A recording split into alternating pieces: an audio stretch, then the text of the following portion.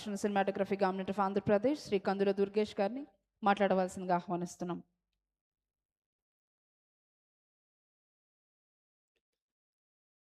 సభాధ్యక్షులు అల్లూరి సీతారామరాజు పేరుతోటి వెలసినటువంటి ఈ జిల్లా కలెక్టర్ గారు,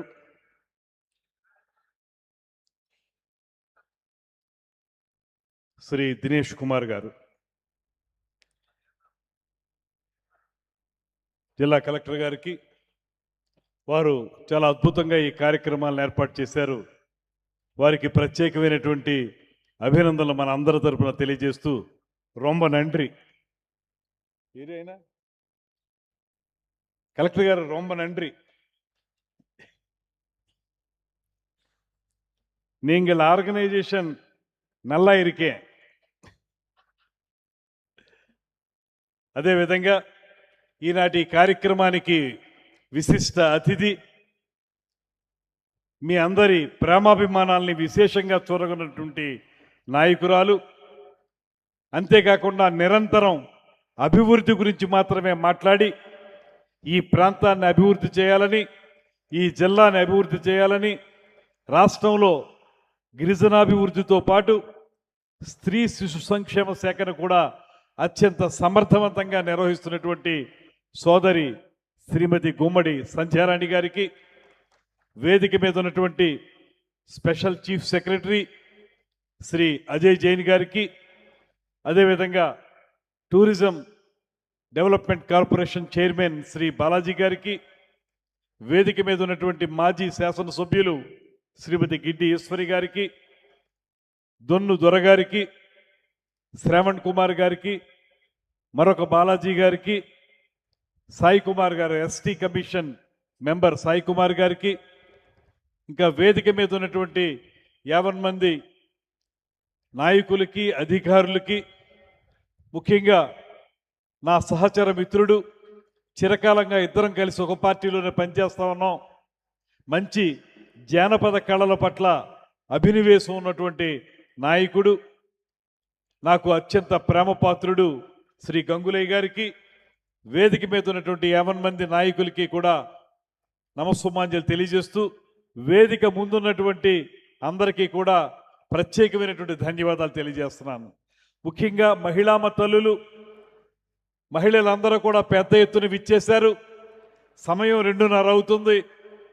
ఒక పక్కన భోజనం చేయాల్సిన సమయం, ఆకలి వేస్తున్నప్పటికీ కూడా కార్యక్రమాన్ని వీక్షించాలనేటువంటి ఉద్దేశంతో ఎక్కడ కదలకుండా క్రమశిక్షణతో కూర్చున్నటువంటి మహిళామ తల్లులందరికీ కూడా శిరస్సు వంచి నమస్సుమాంజలి తెలియజేస్తా ఉన్నాను. ఒక ఉత్సవం బాగా జరగాలంటే, ఒక పండుగ వాతావరణం రావాలంటే అందులో పాల్గొనేటువంటి ప్రజల యొక్క ఆనందం కనపడాలి. ఆ రకంగా మీలో ఆనందం కనపడింది.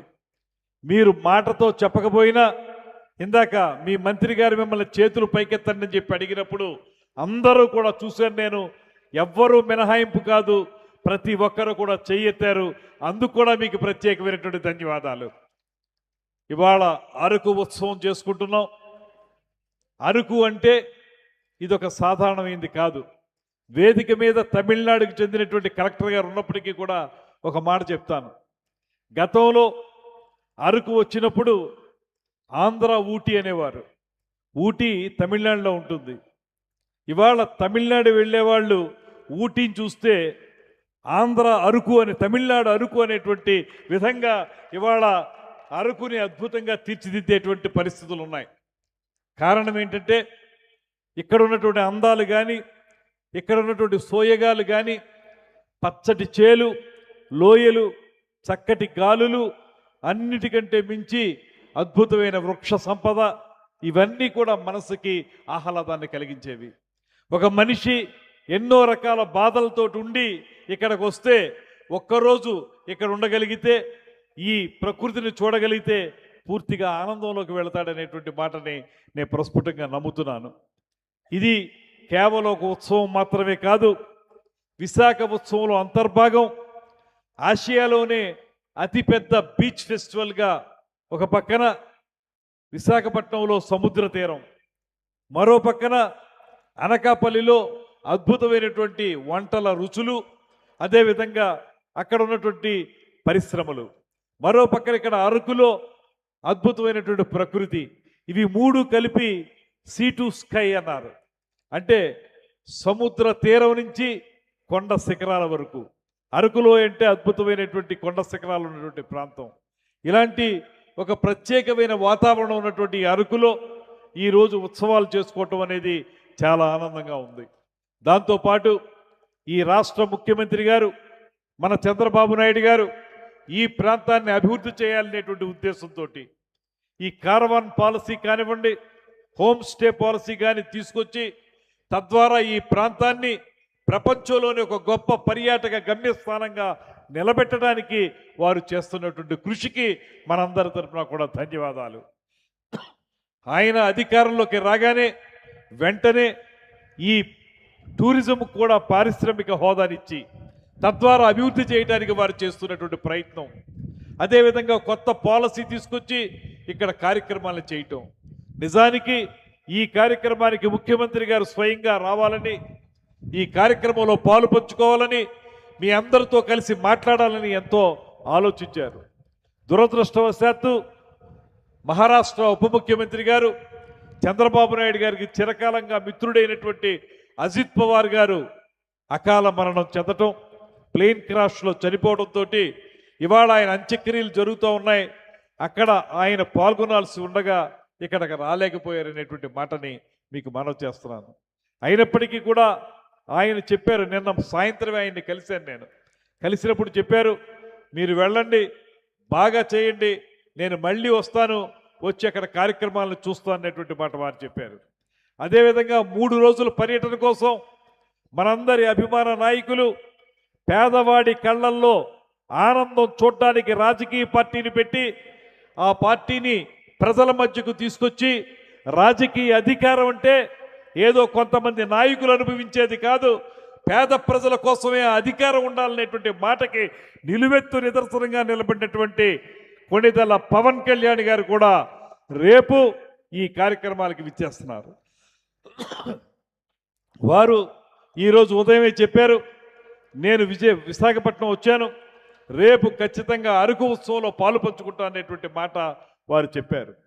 ఈ సందర్భంగా ఒకటి గుర్తు చేయదలుచుకున్నాను, ఈ ప్రాంతంలో ఆయన పంచాయతీరాజ్ శాఖ మంత్రిగా ఎక్కడైతే మీ గిరిజన ప్రాంతాల్లో రోడ్లు లేవో ఆ రోడ్లు వేయడానికి ఆయన చేసినటువంటి ప్రయత్నం, అదేవిధంగా అభివృద్ధిలో వెనకబడిపోతుందనేటువంటి విధానంలో ఉన్నటువంటి ఈ ప్రాంతాల్లో పంచాయతీరాజ్ శాఖ ద్వారా కానీ, అటవీ శాఖ ద్వారా కానీ, ఆర్డబ్ల్యూ శాఖ ద్వారా కానీ పూర్తి స్థాయిలో అభివృద్ధి తీసుకురావడానికి శ్రీ పవన్ కళ్యాణ్ గారు సంపూర్ణమైనటువంటి ఒక కార్యాచరణని ఏర్పాటు చేసుకున్నారు.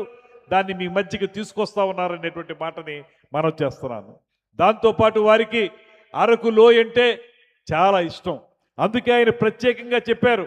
ఆయన కార్యక్రమాల్లో ఇది లేకపోయినప్పటికీ కూడా కలెక్టర్ గారికి ఆయన యొక్క సందేశాన్ని పంపారు, రేపు ఎట్టి పరిస్థితుల్లో అరకు వ్యాలీ వస్తాను, ఇక్కడ కార్యక్రమాల్ని వీక్షిస్తాననేటువంటి మాటని వారు చెప్పడం జరిగింది.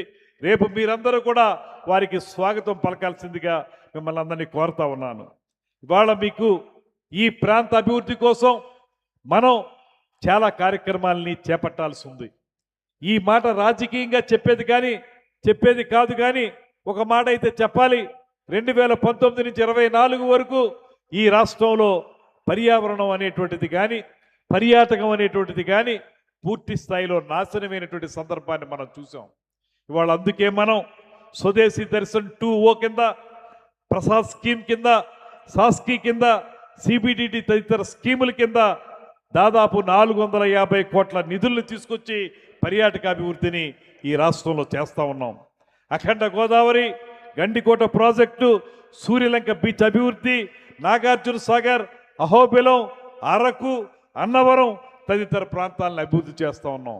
మీ పక్కనే ఉన్నటువంటి బొర్రా గుహలు, ఆ బొర్రా గుహలకి రమారమి 29 కోట్లు అంటే ఇంచుమించుగా 30 కోట్ల రూపాయలు శాంక్షన్ చేయించి వాటి ద్వారా బొర్రా గుహలను అభివృద్ధి చేయడానికి, తద్వారా ఈ ప్రాంతానికి వచ్చేటువంటి పర్యాటకులకి ఆనందాన్ని కల్పించడానికి, ఆనందం మాత్రమే కాదు ఇక్కడ స్థానికంగా ఉన్నటువంటి ఎవరైతే ఆదివాసీలు ఉన్నారో, ఎవరైతే ఇక్కడ ఉన్నటువంటి గిరిజన వర్గాల వారు ఉన్నారో వారందరికీ కూడా ఉపాధి కల్పన చేసే విధంగా కూడా ఈ కార్యక్రమాల్ని రూపొందిస్తున్నాం అనేటువంటి మాటని మీకు మనవి చేస్తున్నాను. అదేవిధంగా కేంద్ర ప్రభుత్వం యొక్క సహకారంతో హోమ్ స్టేలు ఇక్కడ మీరు గమనించే ఉంటారు. మీ ప్రాంతాల్లో అందమైన కట్టడాలు ఉంటాయి. ముచ్చటగా మీరు కట్టుకున్నటువంటి చిన్న పూరిపాకలైనప్పటికీ కూడా చాలా అందంగా ఉంటాయి. వాటన్నిటినీ కూడా అధునాతనంగా తీర్చిదిద్ది వాటితోటి హోమ్ స్టేలుగా తయారు చేయడానికి 1,23,00,000తోటి ఒక కార్యక్రమాన్ని చేపడతా ఉన్నాం. అదేవిధంగా ఇతరత్రా మనకు కావలసిన 5 కోట్ల రూపాయలతోటి అరకు పైనరీ, చింతపల్లి కాఫీ, ముంచంగి పట్టు, మారేడుమిల్లి, గాంధీనగర్ రిజర్వాయర్ వంటి ప్రాంతాల్లో రోడ్లు ఆధారిత గ్రామీణ పర్యాటకం కోసం కారవాన్ మరియు కారవాన్ పార్కుల ఏర్పాటు. కారవాన్ అంటే మీరందరూ అర్థం చేసుకోవాల్సింది, దానికి మీరు ప్రయాణం చేయటానికి ఒక బస్సు. అంటే ఆ బస్సు ఎలా ఉంటుందంటే మన ఇల్లులాగా ఉంటుంది. మీ ఇంటికంటే కూడా ఉండేటువంటి ఇతరత్ర సౌకర్యాలు కూడా అందులో కల్పిస్తాం. ఒక ప్రాంతం నుంచి ఒక ప్రాంతానికి ఆ బస్సులో అన్ని సౌకర్యాలతోటి ప్రయాణించటం, ఎక్కడ మీకు నచ్చిన ప్రదేశం ఉంటే అక్కడ ఆ బస్సును ఆపుకుని అందులోంచి మీ కుటుంబం మొత్తం కూడా ఈ చుట్టూ ఉన్నటువంటి ప్రదేశాలని సందర్శించి వాటిని ఆనందించి తిరిగి మళ్ళీ బస్సు ఎక్కి వెళ్ళిపోయేటువంటి కార్యక్రమాన్ని మీరు చేపట్టవచ్చు. ఇలాగా ఈ ప్రాంతాన్ని సస్యశ్యామలం చేయడం కోసం ఇవాళ ఈ పర్యాటక రంగ అభివృద్ధి ద్వారా ఈ ప్రాంతంలో ఉన్నటువంటి యువతకి ఉపాధి కల్పన కోసం కూడా ఈ కూటమి ప్రభుత్వం పెద్ద ఎత్తున కృషి చేస్తుందనేటువంటి మాటని నేను మనవి చేస్తూ, సమయం లేదు, కాలాతీతమైంది, 1-2 మాటలు మాత్రం చెప్తాను. మొట్టమొదటిది ఇందాక చెప్పారు సంధ్యారాణి గారు, ఎవరైతే ప్రతిపక్షం అన్నారో అంటే వాళ్ళకి ప్రతిపక్ష హోదా కూడా లేదనుకోండి, కానీ వారు మాట్లాడుతున్నది ఈ ఉత్సవాలు అవసరమా అని చెప్పి. నేను ఒక్కటే మనవి చేస్తున్నాను, మనం విశాఖపట్నంలో ఉత్సవాలు చేసుకున్నప్పటికీ, ఇక్కడ అరకు వ్యాలీలో ఉత్సవాలు చేసుకుంటున్నప్పటికీ, విజయవాడలో మొన్న చేసినటువంటి ఆవకాయ అమరావతి, అక్కడ గండికోటలో చేసుకున్న ఉత్సవాలు ఇవన్నీ చూస్తే పెద్ద ఎత్తున మీలాగే జనం వస్తున్నారు. ఎందుకు వస్తున్నారు జనం అంటే ప్రజల్లో సంతృప్తి ఉంది, ఈ ప్రభుత్వం పట్ల ప్రజల్లో ఒక ఆనందం ఉంది.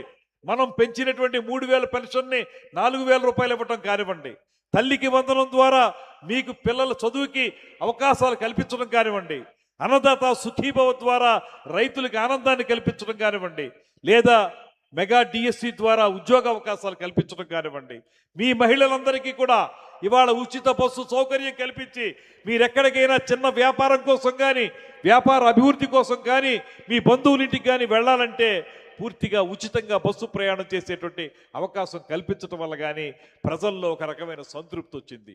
వారందరూ నమ్ముతున్నారు ఈ ప్రభుత్వం మన కోసం పనిచేస్తూ ఉంది. ముఖ్యమంత్రి చంద్రబాబు నాయుడు గారు, ఉప ముఖ్యమంత్రి పవన్ కళ్యాణ్ గారు, కేంద్రంలో ఉన్నటువంటి నరేంద్ర మోడీ గారు ముగ్గురు కలిసి రాష్ట్రాన్ని ముందుకు తీసుకెళ్తున్నారనేటువంటి ఒక ఆనందం వారిలో ఉండబట్టే ఇంత పెద్ద ఎత్తున ప్రజలందరూ కూడా ఈ ఉత్సవాల్లో పాల్గొంటున్నారు. మీ సమయంలో, మీ పరిపాలనా కాలంలో ప్రజల మొహాల్లో చిరునవ్వు లేదు, ఎవరికి పండుగ లేదు, ఎవరికి పబ్బం లేదు, ఎవరికి ఉత్సవం లేదు. నిరాసక్తంగా ప్రజలందరూ మారిపోయిన సందర్భంలో ఉత్సవాలు చేసేటువంటి అవకాశమే మీకు దొరకలేదు, మీరు చేయలేదు. ఇవాళ అలా కాదు, ప్రతి ప్రాంతంలో కూడా ఉత్సవాలు చేసుకోవడానికి పూర్తి స్థాయిలో ప్రజలందరినీ కూడా డెవలప్ చేస్తున్నటువంటి ఒక విధానం ఈ ప్రభుత్వం దగ్గర ఉందనేటువంటి మాటని మరొకసారి మనవి చేస్తూ, ఇక సమయం తీసుకో, మీరందరూ కూడా భోజనాలకు వెళ్ళాలి. అందుకే మీ అందరికీ ఒకే ఒక్క మాట చివరిగా చెప్తూ, ఇలాంటి పండుగ వాతావరణంలో మనందరం కూర్చుని మాట్లాడుకోవడం ద్వారా ఇవాళ మీరు చూపించినటువంటి నృత్య ప్రదర్శనలు ఉన్నాయి, అద్భుతం అవి. అలాంటి కళారూపాలు మనకి అంతరించిపోతున్నటువంటి ఒక దుర్మార్గపు విధానాన్ని 5 సంవత్సరాలు మనం చూసాం. ఇవాళ అవి చూస్తుంటే ఆ జానపద నృత్యాలు కానివ్వండి, ఆ గరగలు కానివ్వండి, ఆదివాసీ నృత్యాలు కానివ్వండి, అదేవిధంగా పులి వేషాలు కానివ్వండి, అవన్నీ చూస్తుంటే కనులారా ఆనందం కలిగించేటువంటి అంశాలు అవి. అలాంటి ప్రత్యేకమైనటువంటి సంస్కృతి సాంప్రదాయాలు ఉన్నటువంటి మీరు మాకు ప్రత్యేకమైనటువంటి నాగరికతను నేర్పారు, మాకు సంస్కృతిని నేర్పారు, మాకు కళలంటే ఏంటో తెలియజేశారనేటువంటి మాటని తెలియజేస్తూ ఈ అవకాశం కల్పించిన మీ అందరి వద్ద సెలవు తీసుకుంటున్నాను. నమస్కారం. జై హింద్, జై Araku. Thank you, sir, for the valuable message. With this, we conclude the opening ceremony of Arku Fest 2026. దీంతో ఈనాటి అరకు ఫెస్టివల్ 2026 ఓపెనింగ్ ప్రారంభ సెరమనీని మనం ముగిస్తున్నాం. విచ్చేసిన అతిథులకు ఆహుతులకు అందరికీ హృదయపూర్వక ధన్యవాదాలు తెలియజేస్తున్నాం. Also thanks to collector staff, police department, ITDA staff, AP tourism staff, BSNL networking